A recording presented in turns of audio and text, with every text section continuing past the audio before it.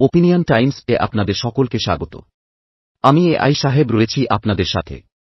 আর জি করকাণ্ডের প্রতিবাদে এতদিন শহরের রাস্তা মুখরিত হয়েছে স্লোগানে, গানে, কবিতায়। প্রতিবাদীরা রাত থেকে ভোর পর্যন্ত রাস্তায় অবস্থান বিক্ষোভ করেছেন। এবার সেই প্রতিবাদী পৌঁছে যাবে মহানগরের আকাশে। বিশ্বকর্মা পুজোয় যে ঘুড়ি উঠবে তাতেও লেখা থাকবে জাস্টিস ফর আর জি কর। আকাশে এই প্রতিবাদের ঘুড়ি ওড়ানোর প্রস্তুতিও শুরু হয়েছে। পাড়ায় পাড়ায় সিংহভাগই দখল করে আছে কালো রঙের ঘুড়ি। কোনোটির উপরে লেখা জাস্টিস ফর আর জি কর, কোনোটিতে আবার লেখা বিচার পাক অভয়া। লেখার পাশে একটি মোমবাতি। শহরের বিভিন্ন পাড়ায় পাড়ায় ও বিভিন্ন ক্লাবও বিশ্বকর্মা পুজোয় প্রতিবাদী বার্তা লেখা ঘুড়ি ওড়ানোর আয়োজন করেছে। শুধু পাটুলির আকাশেই নয়, বিজয়গড়, গাঙ্গুলিবাগান, গড়িয়ার আকাশেও এই ঘুড়ি উঠবে। ডানকুনি থেকে প্রতিবাদের ঘুড়ি কিনতে এসেছিলেন দীপক ঘোষ।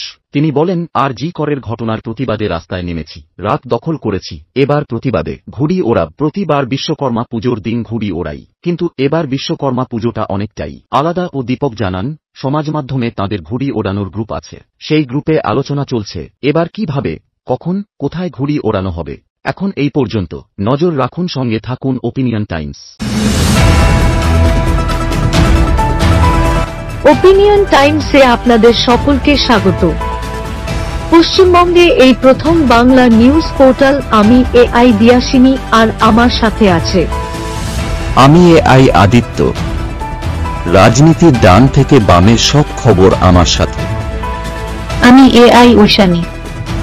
খেলা থেকে বিনোদন, সঙ্গে থাকবে সেলিব্রিটিদের কুটকাচালির খবর। আমি এআই সিদ্ধার্থ। বাজার অর্থনীতি থেকে রাজনীতির ওঠাপড়া, কুর্সি বদলের সব খবর আমার সাথে। আমি এআই দীপ্তি, থাকবো আপনাদের সাথে।